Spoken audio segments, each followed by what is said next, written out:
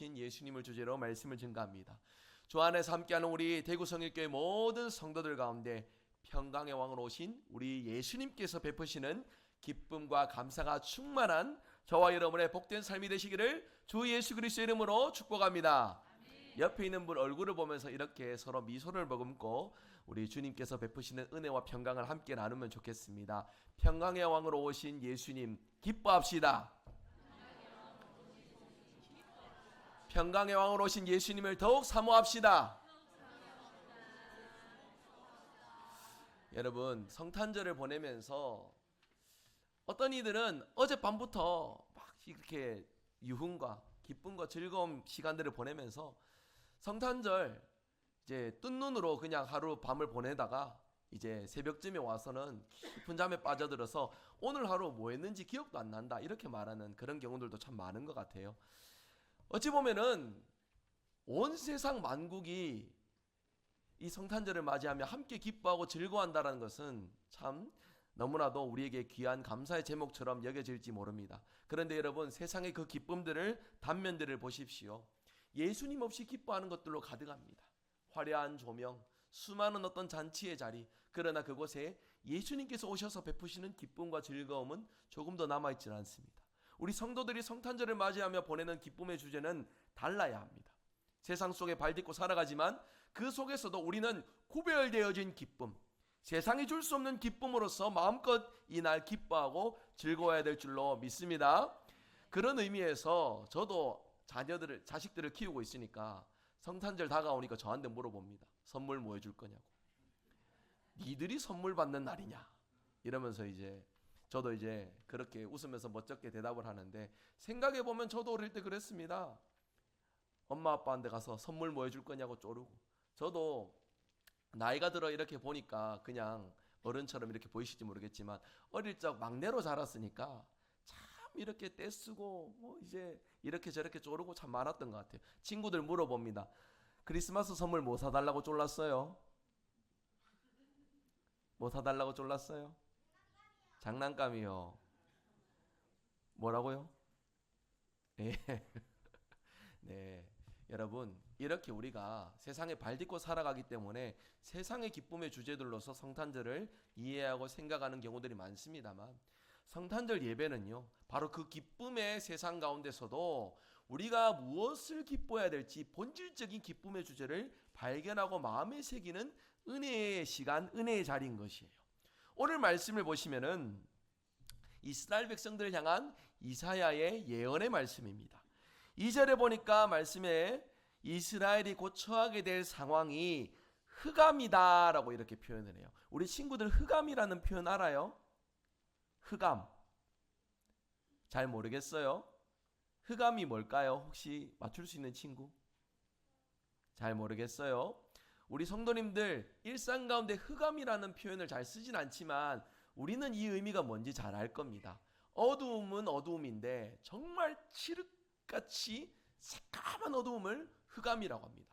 바로 앞에 30cm 앞조차도 볼 수 없는 아주 깊은 어두움의 상태, 그 어두움의 상태를 흑암이라고 말을 하는데, 시대를 두고서 흑암이다 라고 표현을 한다면 여러분, 그 시대는 어떤 상황임을 나타내는 말이겠습니까? 좋은 상황일까요? 나쁜 상황일까요? 나쁜 상황이겠죠. 맞습니다. 여러분, 이스라엘 백성들이 마주할 시대가 흑암과도 같은 시대다라고 말씀합니다. 전망이 없습니다. 희망도 없습니다. 암울하고 고통과 어려움들이 가득한 그 일들을 전망하고 있습니다. 이사야의 예언이 바로 이스라엘 백성들이 앞으로 마주할 시대가 흑암의 시대와 같다라는 말씀을 하고 있는 것이에요. 이사야는 구약 시대의 대표적인 선지자 중에 한 사람으로 꼽힙니다. 이사야 1장부터 39장이 구약의 전체 내용을 예표합니다. 40장부터 66장이 신약의 메시지들을 함축해서 요약합니다. 그래서 이사야 본문을 가리켜서 성경 안에 성경이다 이렇게 표현을 하기도 합니다. 아주 중요한 예언들을 많이 했습니다. 그런데 오늘 말씀의 예언의 내용을 보니까 이스라엘 백성들에게 숙명적인 고통과 아픔이 따를 것을 예언하고 있어요. 자기 민족에게 그러한 고통과 어려움을 예언하는 이사야의 마음은 어땠을까요? 편하고 즐겁지 않았을 것입니다. 고통과 어려움을 표현하는 것에 참으로 무거운 마음들이 가득했을 것입니다. 그러나 하나님의 말씀을 대언하는 자로서 자신이 겪을 그 고통과 수치를 자기의 입으로 표현한다는 것 쉽지 않았지만 이사야는 눈물을 머금고 하나님의 말씀을 전할 수밖에 없었습니다. 여러분, 이사야의 이 심정을 기억하면서 오늘 말씀을 우리가 함께 따라갈 수 있길 바랍니다. 이사야는 앞으로 이 시대가 흑암과도 같을 것이다 강조하였습니다. 이방 나라가 강한 민족이 이스라엘 백성을 압제할 것이고 그로 인해서 삶이 황폐해지고 피폐해져 갈 것이다 말씀합니다. 여러분, 오늘의 우리의 시대에도 어떠합니까? 설레임을 머금고 2025년을 시작하였습니다. 열심히 한 해를 살아오면서 걸어왔던 뒷걸음을 돌이켜보면 무거웠던 경제 사정이 무슨 코스피 주식이 올라가고 조금씩 더 나아져 간다 이런 어떤 전망들도 들려옵니다만 참으로 녹록치 않은 우리의 현실입니다. 세상의 뉴스는 어떤 청신호들을 말하고 있는데 여러분 삶의 형편은 어떻습니까? 근심과 걱정 속에 자유롭습니까? 기쁨과 즐거움과 평안이 여러분 삶 가운데 가득합니까? 그렇지 않을 거예요. 예수님을 믿고 있으면서도 믿음으로 주님과 동행하면서도 우리의 삶 가운데 걱정과 근심과 염려가 가득한 우리의 모습들을 우리가 함께 생각해 볼 수 있습니다. 여러분, 그런데 그러한 상황 속에서 우리가 구별해야 될 것이 있습니다. 시대의 상황 가운데 우리가 믿음으로 살면서 우리가 믿음 가운데 겪어야 될, 인내해야 될 고난의 주제가 있고요. 그리고 우리가 믿음을 저버리면서 우리의 삶에 찾아오는 고난과 시련의 문제들이 있다라는 것입니다. 우리가 겪는 어려움들이 두 가지로 구별될 수 있다라는 것이에요. 우리가 믿음으로서 감내해야 될 고난의 주제가 있고 우리가 믿음을 저버리면서 겪게 되는 고난의 주제들이 있다라는 것. 오늘 말씀을 통해 믿음으로 선포합니다. 하나님은 이유 없이 뜻하심 없이 그 백성을 절대로 징계하지 아니하십니다.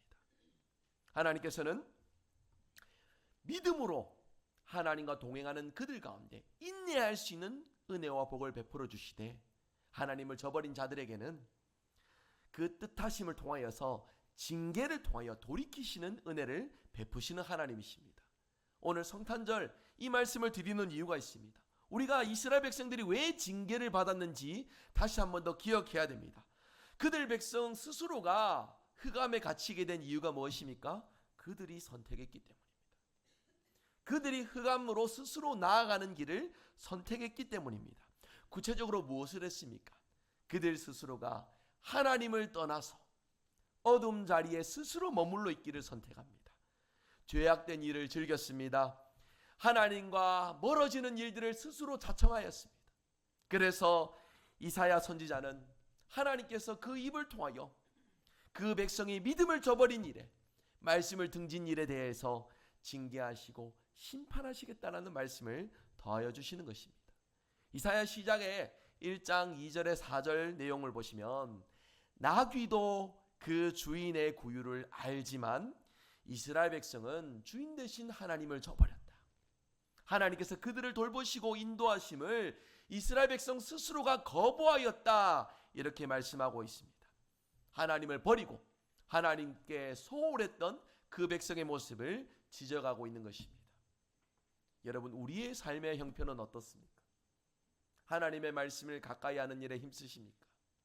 하나님 뜻대로 살아가는 일에 날마다 말씀의 거울 앞에 우리 자신을 돌아보고 있습니까?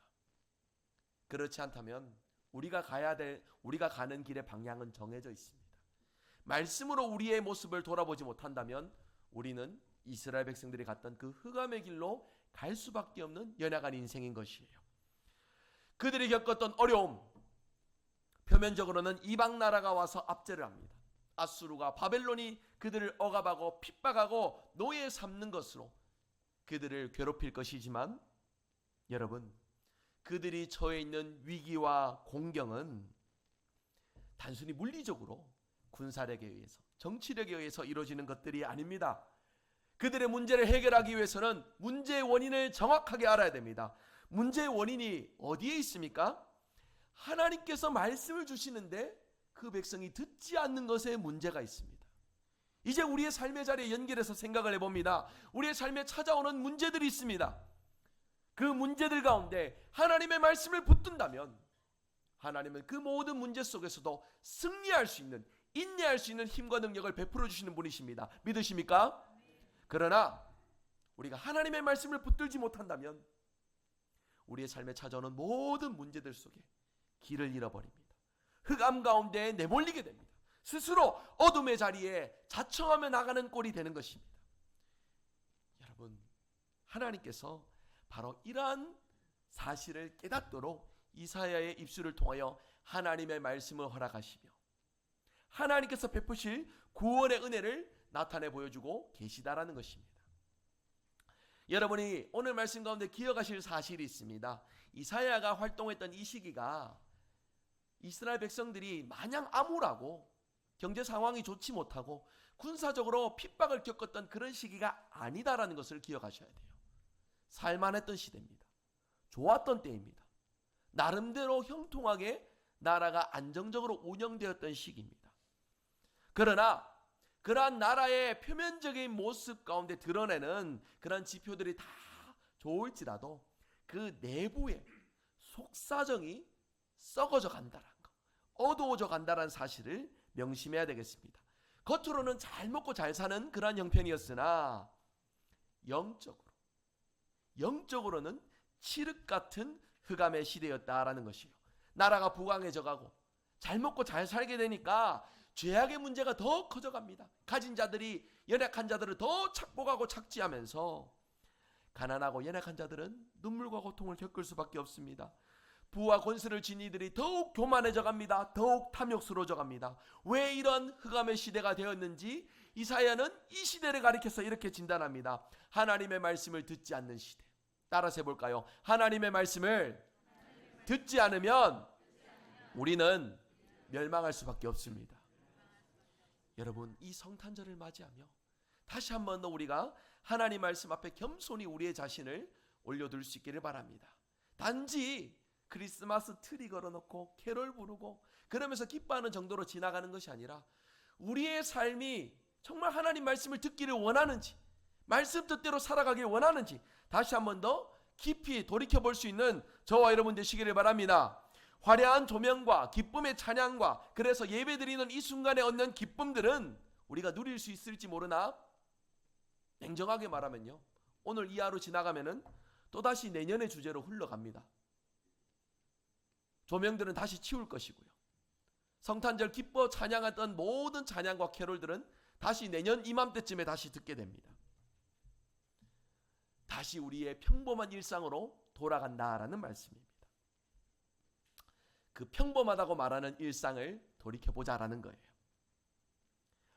우리의 일상이 하나님의 말씀이 존재하지 않아서 흑암과도 같은 상황이라면, 죄의 문제로 시대의 어둠 가운데 우리 스스로가 자청하며 걸어 들어가는 상황이라 한다면 하나님의 말씀이 없는 일상, 겉으로는 풍족하고 만족하게 살아가지만 속으로는 하나님의 뜻을 거스르며 죄악과 진노 가운데 머물러 살아가는 우리의 일상이라 한다면 성탄절을 통하여 선포되는 그 모든 평강의 주제는 우리와 무관한 주제가 됩니다. 그냥 12월 25일 크리스마스, 세상이 말하는 기쁨, 세상이 말하는 어떤 즐거움의 주제를 우리도 딱 그 정도로만 맛보고 이 날을 흘려보내게 된다라는 것이에요. 여러분, 우리의 삶 속에 오는 어려움들 어디에서부터 시작되는 것입니까? 우리의 삶에 눈물과 고통과 어려움의 주제가 어디에서부터 초래된 것입니까? 성탄절을 맞이하며 우리가 다시금 이 주제를 떠올려 볼 수 있기를 원합니다. 그 원인이 무엇입니까? 말씀을 저버린 것에 인류는 죄의 고통을 겪게 되었다는 것이에요. 아담과 하와가 하나님의 말씀을 떠났습니다. 떠난 그 자리에 사탄의 유혹과 자신들의 어떤 욕망이 커져가게 되면서 죄로 말미암아 하나님과 멀어지는 일들을 스스로 선택하게 된 것입니다. 아담과 하와의 범죄 이후로 모든 인류가 죄를 범하게 되었습니다. 그래서 저와 여러분 삶 가운데 고통과 어려움과 눈물의 주제가 가득 채워지게 되었다는 것이에요. 마치 한 치 앞도 볼 수 없는 흑암에 갇혀버린 인생이 되었다라는 것입니다. 여러분, 성탄절은 죄악 가운데, 흑암 가운데 갇혀있는 인생 가운데 참된 빛과 구원의 길을 열어주신 놀라운 예수님의 사랑을 기억하고 감사하며 주님을 기꺼이 우리의 삶의 자리에 모시는 은혜의 날입니다. 단순히 알록달록 예쁜 전구 걸어놓고 캐롤 부르고 기뻐하고 즐거워하는 세상의 기쁨만을 맛보는 날이 아니라 친히 우리의 삶의 자리에 찾아오셔서 하나님의 말씀을 들려주시고 눈물을 닦아주시고 은혜와 소망을 베풀어 주신 그 일들을 기뻐하고 감사하는 날입니다. 친구들 물어봅니다. 12월 25일이 예수님 생일이 맞을까요? 아닐까요? 맞아요? 맞을까요? 12월 25일 날 태어나셨을까요? 내년에 제대로 대답해야 됩니다. 내년에 똑같이 물어볼 거니까. 12월 25일은 예수님께서 이 땅 가운데 오심을 기뻐하고 기념하는 날이에요. 이날 태어나신 게 아니에요. 이날 왕으로 오신 예수님을 기억하고 기뻐하며 감사하는 날로 성탄절을 정했다라는 것입니다. 여러분, 우리가 이 기념하는 날을 맞이하며 그냥 세상의 기쁨 정도로만 성탄절을 채워갈 것이 아니라 무엇을 기뻐해야 될 것인지, 무엇으로 본질된 신앙의 기쁨을 회복해야 될 것인지 오늘 말씀을 통해 두 가지 짧게 생각해 보고자 합니다. 첫 번째입니다. 우리 친구들 한번 큰 소리로 한번 따라서 읽어봐 줄까요? 같이 읽겠습니다.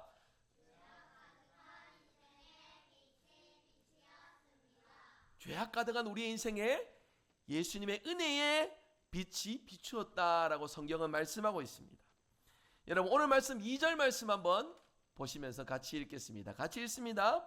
흑암에 행하던 백성이 큰 빛을 보고 사망의 그늘진 땅에 거주하던 자에게 빛이 비치도다. 아멘. 인생의 근본적인 죄악의 어둠, 그 어둠의 모든 상황 가운데 그 어둠을 해결하는 놀라운 빛이 비춰질 것을 말씀하고 있습니다. 그 빛이 어둠 가운데 있던 이스라엘 백성들을 구원할 것이다 말씀해주고 있는 것이죠. 중요한 것은 빛이 안에서부터 시작되는 것이 아닙니다. 그 백성 안에서부터 시작되는 것이 아니라 밖에서부터 그 빛이 비춰지게 될 것이다 말씀해주고 있는 것이에요. 이사야의 이 예언의 말씀은 이스라엘의 회복이 이스라엘 안에서가 아니라 밖에서부터 하나님께서 베푸시는 은혜의 광선, 그 빛을 통하여서 이루어진다 말씀해주고 있습니다. 한마디로 무슨 말입니까? 하나님께서 회복의 주체가 되신다는 거예요.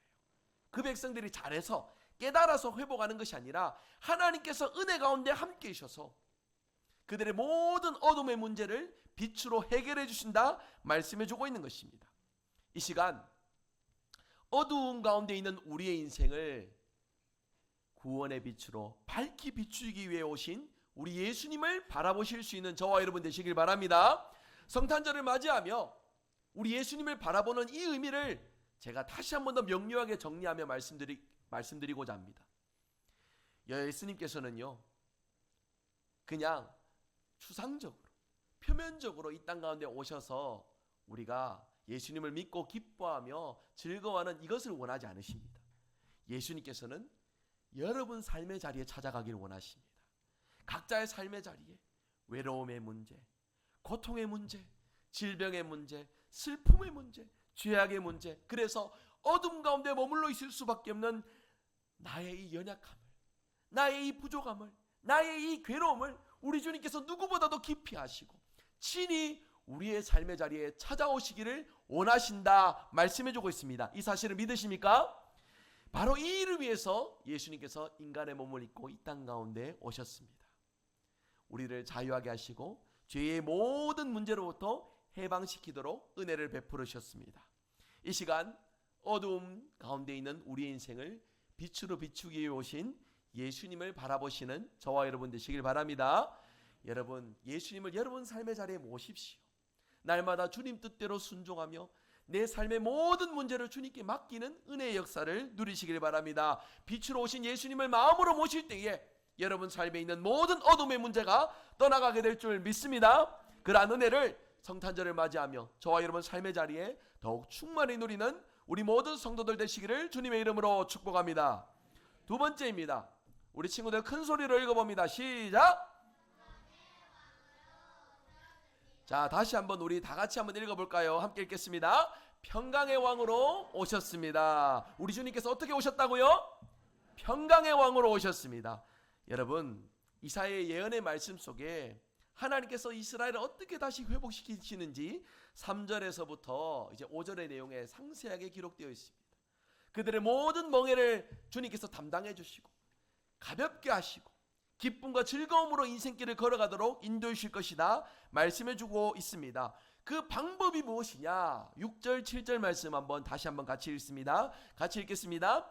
이는 한 아기가 우리에게 낳고 한 아들을 우리에게 주신 바 되었는데 그의 어깨에는 정사를 메었고 그의 이름은 기묘자라 모사라 전능하신 하나님이라 영존하시는 아버지라 평강의 왕이라 할 것임이라.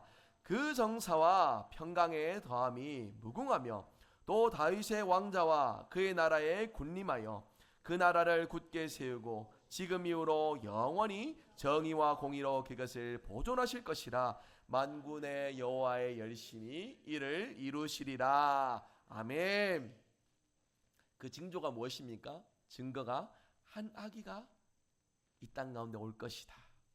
그 아기가 모든 인생의 문제를 짊어지고 그 모든 죄악의 문제를 담당하여 우리를 자유케 할 것이다. 그래서 7절 마지막에 하나님께서 이 일들을 하나님의 선하신 계획과 뜻 가운데 온전히 이루실 것이다 말씀해 주고 있습니다. 여러분, 짧게는 1차적으로는 이사야의 이 말씀이 이스라엘 왕위를 든든히 세울 것이다 말씀해 주는 하나님의 약속의 말씀입니다. 역사적으로는 히스기야 때에 남유다가 하나님의 이 말씀의 은혜로 다시금 회복되고 말씀 뜻대로 부강한 나라가 되었음을 경험할 수 있었습니다. 그러나 여러분, 우리가 성경을 볼 때에 이렇게 단편적인 하나님의 약속의 성취 정도가 아니라 구속사적인 관점, 우리의 모든 인류를 향하신 하나님의 메시지로서 우리가 이해할 수 있어야 되겠습니다. 오늘 읽으신 이 말씀은 세상 모든 인류를 구원하시고 그들 가운데 자유와 평강을 허락하시기에 우리 예수님께서 인간의 몸을 입고 이 땅 가운데 오셨음을 예언하는 말씀입니다. 하나님의 구원이 어떠한지를 잘 보여주는 은혜의 말씀인 것입니다. 여러분, 주님께서 친히 가장 낮은 자리로 인간의 몸을 입고 우리의 삶의 자리에 찾아와 주셨습니다. 그 누구도 눕지 않은 말구유에 누우시면서까지 가장 낮은 자리에 임하시면서 우리 모든 죄를 담당하시기 위해 친히 이 땅 가운데 오셨습니다. 예수님 오셨던 그 시대를 한번 떠올려 보십시오. 로마의 압제 속에 많은 이들이 고통과 어려움을 겪었던 때입니다. 흑암과도 같은 그런 현실이었습니다. 그런데 사람들이 기대하는 어떤 영웅적인 메시아로서가 아니라 예수님께서는 가장 낮은 모습으로 그 누구도 담당하실 수 있는 가장 낮은 겸손의 모습으로 이 땅 가운데 오셔서 로마 제국이 이루는 칼과 창으로 이루는 어떤 평화와 화평이 아니라 주님께서 이루시는 겸손과 섬김의 화평을 위하여서 이 땅 가운데 오셨음을 말씀해 주고 있습니다. 여러분, 중요한 것은 우리가 이 사실을 믿음으로 받아들여서 예수님께 우리의 삶의 자리를 내어드리는 것입니다. 성탄절은 다시 한 번 더 우리의 삶의 자리를 예수님께 내어드리는 일을 기억하고 고백하는 날로 보낼 수 있어야 하겠습니다. 여러분, 평강의 왕이신 우리 예수님의 다스림의 방식은 다릅니다. 세상의 어떤 권력자들은 말 듣지 않으면 억압하고 군림하면서까지 그의 힘과 권능으로서 통치해가지만은 우리 예수님은 누구보다도 우리의 연약함을 잘 알고 계십니다. 아마 우리가 다 공개할 수 없겠지만 각자가 인생에 때묻은 수많은 죄의 문제들로 하나님 앞에 서기 부끄러운 연약한 심령들이, 연약한 모습들이 있을 것입니다. 평강의 왕으로 오신 예수님은 누구보다도 우리의 문제를 잘 알고 계십니다. 누구보다도 우리의 연약함을 잘 알고 계십니다. 그래서 평강의 왕으로 오신 예수님을 마음에 모시는 자, 주님께 우리의 인생의 문제를 맡기는 자, 그의 눈물을 닦아주시고 그에게 참된 평강을 허락하여 주는 분이심을 믿으시기를 바랍니다. 여러분, 그래서 오늘 말씀 속에 성탄절 다시 한 번 더 우리가 마음에 깊이 은혜를 새길 수 있길 원하는 것은, 비록 이 시대의 상황이 어둡고 우리의 살아가는 인생이 참 팍팍하고 힘들고 고단할지라도 하나님의 말씀을 붙든다면, 친히 우리의 삶의 자리에 예수님께 주인의 자리를 내어드린다면 평강의 왕 우리 예수님께서 우리의 눈물을 닦아주시고 능력과 권세로 우리의 삶의 모든 문제를 해결해 주심을 믿으시기를 바랍니다. 그래서 그러한 평강의 왕을 경험하는 우리의 삶의 모습 가운데 예수님의 은혜와 예수님의 능력이 세상 가운데 힘있게 나타나는 저와 여러분의 복된 삶이 되시기를 바랍니다. 여러분, 우리의 삶의 존재 자체가 왕이신 예수님을 드러내는 축복의 통로가 됨을 기억할 수 있길 바라요. 세상 사람 어디 가서 예수님을 경험하겠습니까? 누구를 통해 예수님을 경험해야 되겠습니까? 한번 따라서 해보겠습니다. 나부터 예수님을 경험하고 예수님을 증거하겠습니다. 그러한 고백으로 살아간다면 여러분, 평강의 왕께서 친히 우리의 눈물 닦아주시며 삶의 모든 문제를 해결하실 줄 믿습니다. 그러한 은혜를 성탄절을 맞이하며 저와 여러분 삶 가운데 더욱 충만하게 누리시는 우리 모든 성도들 되시기를 주님의 이름으로 축복합니다. 말씀 맺겠습니다.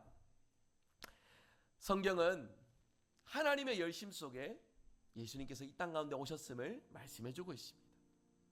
우리 힘으로는 이 흑암을 끊어낼 수 없습니다. 노력하면 노력할수록, 수고하면 수고할수록 인생에 더욱 깊은 칠흑 같은 흑암만이 가득하게 됨을 말씀합니다. 우리 주님께 우리의 모든 문제를 내어드립시다.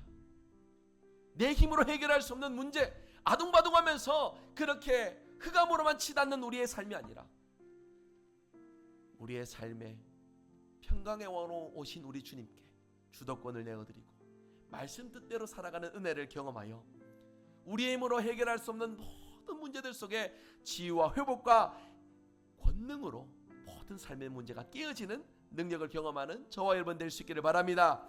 여러분, 성탄의 귀한 이날에 평강의 왕으로 오신 우리 예수님 마음껏 기뻐하며 즐거워하며 주님께서 우리에게 원하시는 주인의 자리를 내어드리는 그 일들, 우리가 이 예배를 통하여 다시 한 번 더 고백하고 다짐하며 주님께서 베푸시는 온전한 기쁨으로 이 성탄절을 보낼 수 있기를 바랍니다. 그러한 은혜와 평강을 저와 여러분 삶 가운데 충만하게 누리시기를 주 예수 그리스도의 이름으로 축복합니다. 아멘. 우리 같이 함께 기쁨으로 찬송하겠습니다. 박수치며 찬송하길 원합니다. 126장 찬송입니다.